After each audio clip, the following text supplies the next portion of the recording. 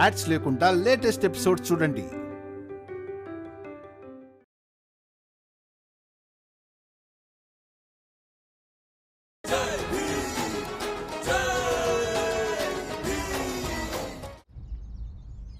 Joke బాగుంది కదా?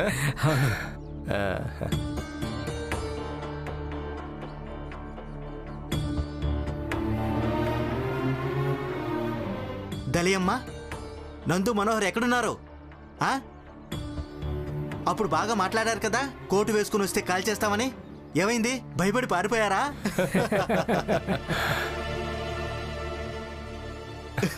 పదండి పదండి.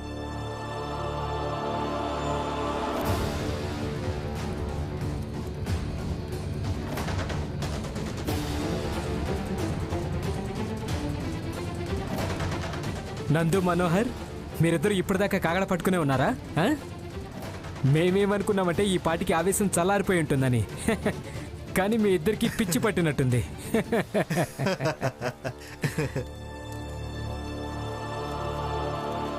అదిగో రామ్జీ వచ్చేసాడు.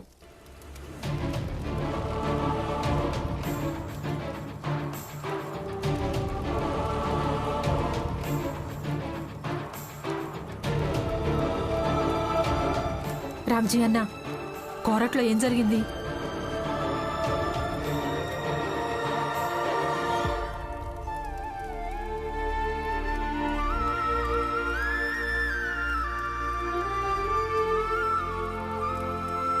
భీమ్, ఏమైంది? రేపు సాయంత్రం కల్లా మనం నిర్ణయించుకోవాలి, లేదంటే ఎల్లుండి న్యాయస్థానంలో శిక్ష పడుతుంది.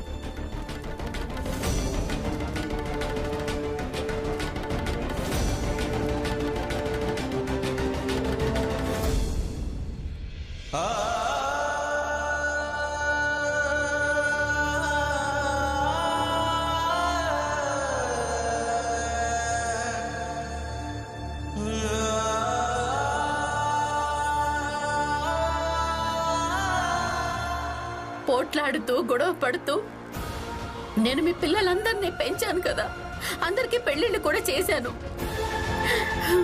ఇక జీవితంలో ఇంత ముఖ్యమైన భాగం గడిచిన తర్వాత ఇప్పుడు నేను నా కోసం కొంచెం బ్రతకాలనుకుంటున్నాను, అంతే.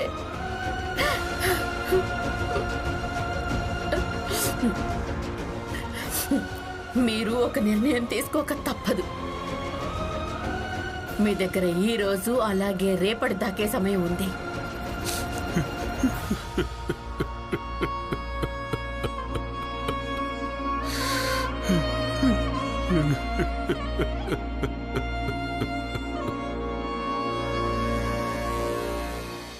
భీమ్, నువ్వేం ఆందోళన పడకు. కోర్టు ఎలాంటి శిక్ష విధించలేదులే.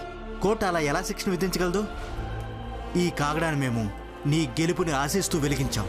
అలాగే ఈ కాగడ ఎప్పటిదాకా వెలుగుతుందంటే నువ్వు గెలిచేంత వరకు వెలుగుతుంది. ఇక ఇదంతా ఈ ముగ్గురి కారణంగానే జరిగింది. ఈ ముగ్గురే వ్రాతపూర్వకంగా అబద్ధపు సాక్ష్యం ఇచ్చారు. లేదంటే కోర్టులో ఇది రుజువై ఉండేదే కాదు. జీజాబాయిని మీరంతా పీడిస్తున్నారని. ఏ మనోహర్,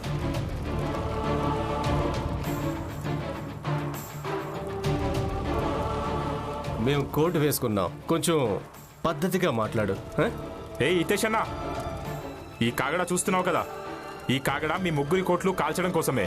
అసలు మీరు ఏమంటున్నారు బాబాయ్? లేదు భీమరావు, ఈ రోజు మమ్మల్ని ఆపొద్దు. ఈ రోజు వీళ్ళ కోట్లు కాల్చేసి తీరుతాం.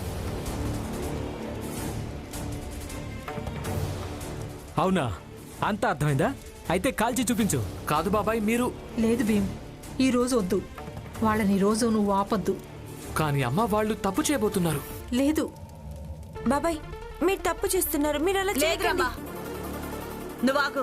ఈ రోజు మొదటిసారిగా వాళ్ళు ఉప్పు చేస్తున్నారు. చెయ్యి నువ్వు. అయ్యో, లక్ష్మి, కరుణ, వద్దు, వాళ్ళని ఆపొద్దు. మనోహర్, నందు, ఆగండి. అలా చెయ్యొద్దు. ఆగండి పిన్ని, చెయ్యనివ్వండి. వాళ్ళందరికీ ధైర్యం బాగా ఎక్కువైపోయింది పిన్ని. ఏంటి, ఏమైంది? ధైర్యం చాలడం లేదా? అసలు నీ చెయ్యేందుకు వణుకుతుంది? ఏది కాల్చు. మేం ముగ్గురం కలిసే భీమరావుని వ్యతిరేకిస్తున్నాం. ఇక మీరు తనకు మద్దతు కూడా ఇవ్వలేకపోతున్నారా? దలియా అమ్మ వదులు ఒక్కసారి. ఆగు భీమ్, లేదంటే నా మీద ఒట్టే. ఈ రోజు వద్దు. ఈ రోజు ఏం జరుగుతుందో జరగనివ్వు. నిప్పు పెడతావా? నా కోటుకి నిప్పు పెడతావా? అంత ధైర్యం ఉందా? అంత ధైర్యం ఉంది. అయ్యో హితేష్ అన్న, కొంప తీసి మనకు నిప్పంటుకుంటుందేమోనని వీళ్ళు భయపడుతున్నారన్నా. మరలా చెప్పొచ్చు కదా, అందరూ కోట్లు ఇప్పండి.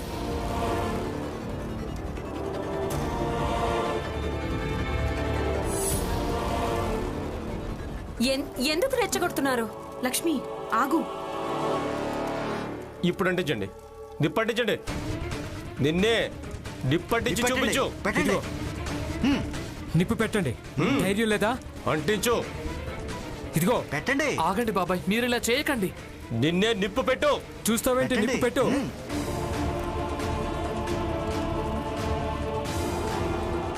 మనోహర్ అన్న, ఈ రోజు వీళ్ళు ముగ్గురు కోట్లని కాల్చిపారాయి. వీళ్ళు తమని తాము గొప్ప వాళ్ళు అనుకుంటున్నారు కదా. చిల్లిగా వంతు కూడా బుద్ధి లేదు వీళ్ళకి. మమ్మల్ని రెచ్చగొడుతున్నారా? కాల్చిపారే అన్న. నువ్వు అన్నది నిజమే నందు. ఈ రోజు ఈ ముగ్గురి కోట్లు కాల్చే తీరుతాను.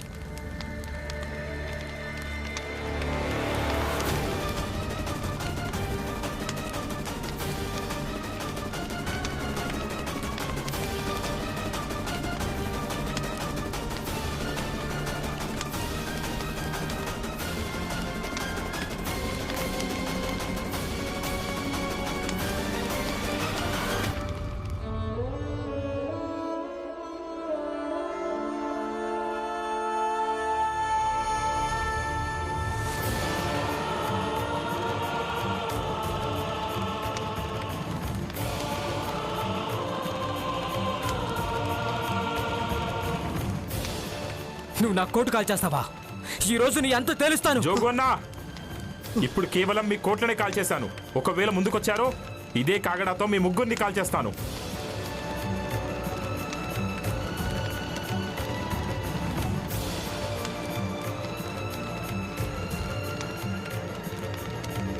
భీమరావు, నీ తరపున వీళ్ళిద్దరూ మా కోట్లను కాల్చేశారు. ఇక ఇదంతా కూడా నీ కళ్ళెదురుగానే జరిగింది. మాకు న్యాయం కావాలి. న్యాయం గురించి బాగా మాట్లాడతావు కదా. హితేషన్నా,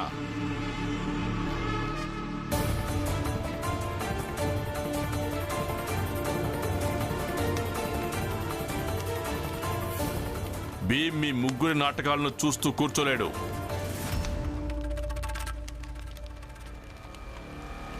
భీమ్, నువ్వు లోపలికెళ్ళు. అన్నట్టు హితేష్ అన్న, వ్రాతపూర్వకంగా అబద్ధం సాక్ష్యం చెప్పడం అది మీ ఇష్టం. అలాగే మీ కోట్లను కాల్చడం అది మనోహర్ ఇష్టం. అందుకే ఏం నిర్ణయించుకోవాలన్నా అది మీలో మీరే నిర్ణయించుకోండి. చెప్పింది అర్థమైందా? రామ్జీ అన్న, మీరేమాత్రం ఆందోళన పడకండి. ఈ ముగ్గురికి మేమిద్దరం చాలా ఎక్కువ.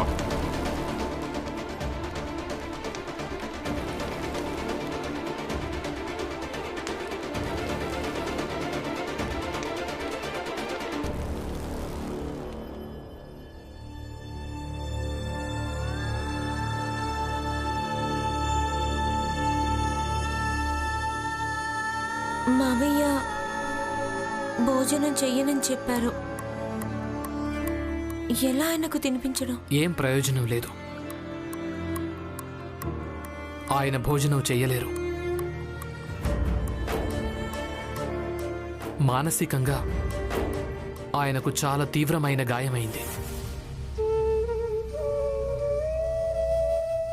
కట్టుకున్న భార్యను న్యాయస్థానంలో తనకు వ్యతిరేకంగా చూడ్డం, అది కూడా ఒక అబద్ధపు కేసులో. అది ఎలాంటి వ్యక్తినైనా కుమిలిపోయేలాగా చేస్తుంది. నాన్న కూడా కుమిలిపోతున్నాడు. జీజాబాయి మీ భార్య కదా, నేను ఆవిడ లాయర్ని. మీ అందరి మీద కేసు పెట్టడం జరిగింది. అందరి మీద చట్టపరంగా చర్య తీసుకోవడం జరుగుతుంది. అంతేకాకుండా మీ అందరికీ శిక్ష కూడా పడుతుంది.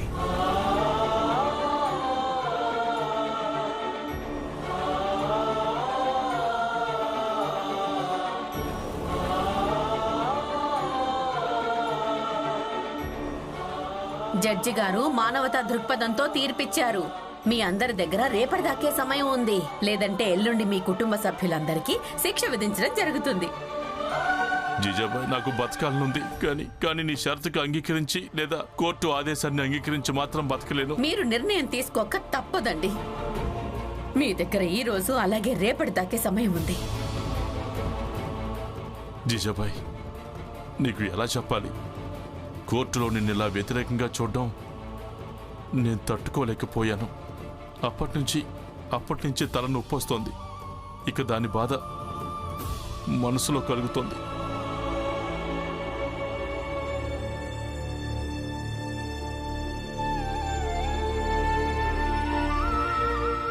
ఇక రెండే దారులు ఉన్నాయి.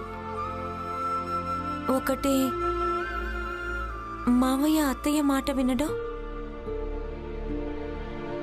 లేదంటే అత్తయ్య స్వయంగా ఈ కేసు వాపస్ తీసుకోవడం.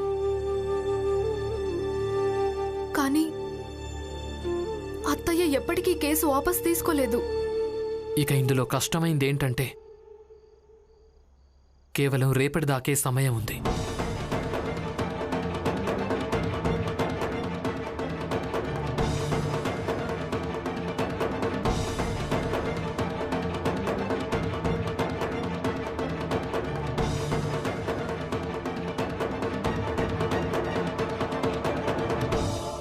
ఇన్ని సంవత్సరాలు నేనేదైతే అనుభవించానో అది నేనెప్పటికీ మర్చిపోలేను.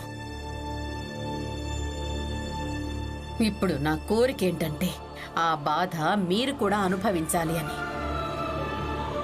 అలాగే ఇప్పుడు నేను ఇది కూడా కోరుకుంటున్నాను. మీ ఇంట్లో వాళ్ళందరూ అలాంటి బాధను ఎక్కడ అనుభవించాల్సి వస్తుందోనన్న భయంతో నేను చెప్పినట్టుగా మీరు వినాలని.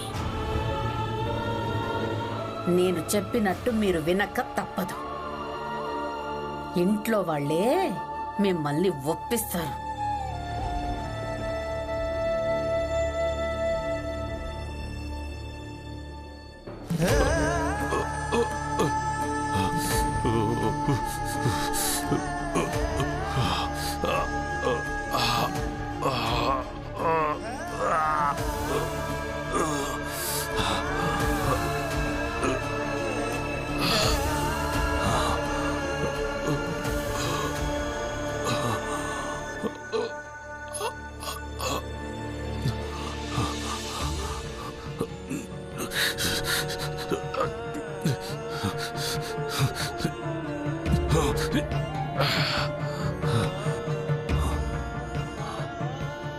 నా పిల్లలు, నా కుటుంబానికి నా బాధ తెలియకూడదు.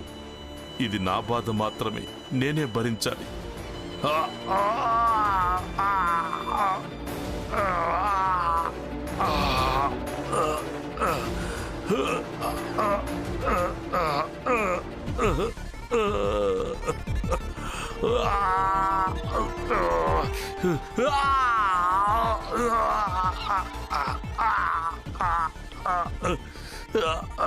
నేను చేసిన ఈ పనికి మీకు కోపం వస్తూ ఉండొచ్చు, చాలా బాధ కూడా వేస్తూ ఉండొచ్చు. కానీ నాకు కూడా బాధ కలుగుతుంది, కోపం వస్తుంది. ఏ భార్య అయినా చట్టపరమైన మార్గాన్ని ఊరికే ఎంచుకోదు. కానీ మీరు నన్నెప్పుడు అర్థం చేసుకోలేదు. కానీ అర్థం చేసుకుంటే బాగుండు. అయినా ఏం పర్వాలేదు, ఇప్పుడు అర్థం చేసుకుంటాడు. ఎప్పుడైతే నువ్వు గెలుస్తావో జీజాబాయి అప్పుడు అర్థం చేసుకుంటాడు. రామ్జీ ఇంకా తన కొడుకు ఒక ప్రభుత్వ ఉద్యోగి, మిలిటరీ ఆఫీసర్ అయ్యిండి కూడా తను తన భార్యను అర్థం చేసుకోలేకపోయాడు. ఇది సిగ్గుపడాల్సిన విషయం. చిచి, బహుశా రామ్జీ అర్థం చేసుకుంటే బాగుండు.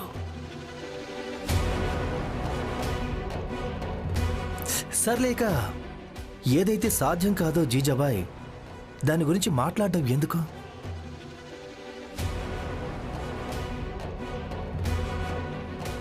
భోజనం చేయి.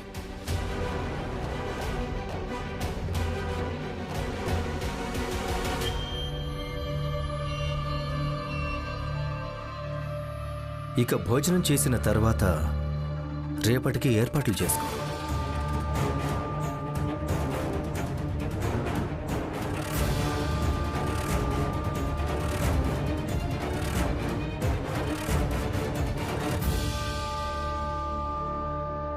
జోషి గారు, నేనేవి మూర్ఖురాల్ని కాదు.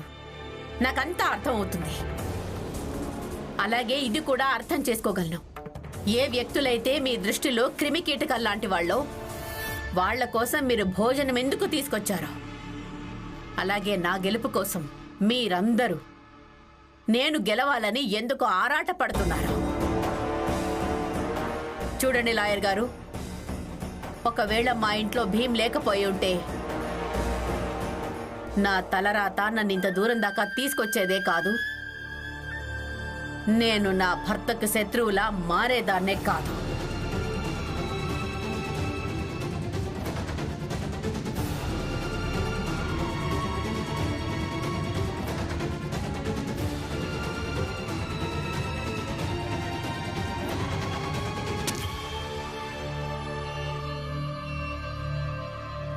భీమరావు కారణంగా ఎవరెవరితోనో మాటలు పడాల్సి వస్తుంది. ఈ జీజాబాయ్ వీధి వీధిలో చెత్త ఊడుస్తుంది. ఇక ఇప్పుడు నన్నే మాటలని వెళ్ళిపోయింది. ఇది నిజమే. అవసరం వచ్చినప్పుడు గాడిద కాళ్ళు కూడా పట్టుకోవాల్సి వస్తుంది. భీమరావు ఈ వలలో పూర్తిగా చిక్కుకుపోయాడు. ఒకవేళ ఆ భీమరావు అలాగే వాడి నాన్న ఇందులో చిక్కుకోకుండా ఉంటే ఈమెకిక్కడే, ఈ చిన్న జాతి మహిళకు ఇక్కడే తన స్తోమతేంటో చూపించేవాణ్ణి. ప్రమాదం కనిపిస్తుంది నరోత్తమ్ జోషి. ప్రమాదం. ఎలాంటి ప్రమాదం? భీమరావు అనే పేరు గల ప్రమాదం. ఒకవేళ ఈ ప్రమాదాన్ని ఆపలేకపోతే గనుక ఇక ఈ కుర్రోడు ఒక రోజుకి నాయకుడు కాదు, మహానాయకుడు అవుతాడు. కాదు, ప్రతి నాయకుడు అనాలనుకుంటున్నారు కదా లాయర్ గారు. పదాలను సరిగ్గా ఉపయోగించండి. నరోత్తమ్ జోషి, నేను మహానాయకుడనే అంటున్నాను.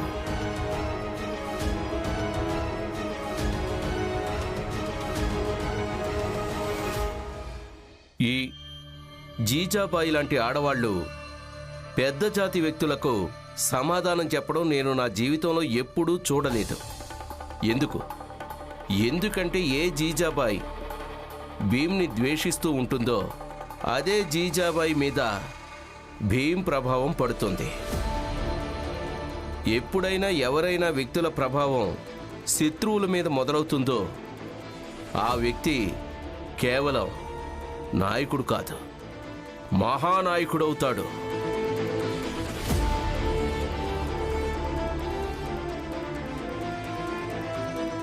భయం వేస్తుందా? కంగారు పడుతున్నారా లాయర్ గారు? ఇదే పిరిగితనానికుండే లక్షణం. ఏం పర్వాలేదు, మేము ఎవరైనా వేరే లాయర్ని పెట్టుకుంటాంలే. ఎలాగూ నరోత్తమ్ జోషి దగ్గర డబ్బులకు ఎలాంటి లోటు లేదు. జోషి గారు, నేనేం భయపడ్డం లేదు. అలాగే నేను పిరికివాణ్ణి కాదు, నేను ఒక లాయర్ని.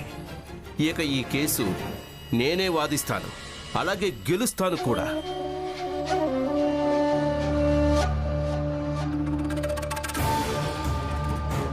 అయితే వాదించు, అలాగే గెలువు. శుభరాత్రి. అందరూ వినండి, ఇక రెండే మార్గాలు మిగిలాయి. ఒకటి బిడ్డను దత్తత తీసుకోవడం, లేకపోతే అందరికందరూ జైలుకి వెళ్ళిపోవడానికి సిద్ధపడడం. మాకేమనిపిస్తుందంటే మీరందరూ జైలుకి పోతారని. ఎందుకంటే రామ్జీ ఈ రోజు వరకు ఒప్పుకోలేదు, ఇక ఇప్పుడే ఒప్పుకుంటాడు. నువ్వన్నది పూర్తిగా నిజమే జనార్దన్. ఇప్పుడు జీజాబాయ్ ఎలాగూ వెనకడుగేసేలా లేదు. ఇక రామ్జీ చెప్పినా కూడా వినడు. అందుకే అందరూ జైలుకి వెళ్ళిపోవటం ఖాయం. అసలు ఎదురు చూస్తుంది ఈ రోజు కోసమే కదా. ఏ జనార్దన్, మీ ముగ్గురు నోరు మూసుకోండి. అవకాశం దొరికిందో లేదో మొదలు పెడతారు. రామ్జీ అలాగే తన కుటుంబం గురించి మాట్లాడుతూనే ఉంటారు. నోరు మూసుకోండి. ఆనంద్, బాలా, లక్ష్మి, మీ ముగ్గురు వెళ్ళి రామ్జీకి నచ్చ చెప్పొచ్చు కదా, ఇలా పంతానికి పోవద్దని. లేదంటే చాలా అనర్థం జరుగుతుంది బాబు. నాన్నమ్మ మాట ఎక్కడ వింటాడని. ఇక ఏం జరుగుతుందో జరగని. చూడు దలియమ్మ, కేవలం ఎదురు చూడగలమంతే. తర్వాత ఏం జరుగుతుందోనని. నాన్న ఏమైంది మీకు? నాన్న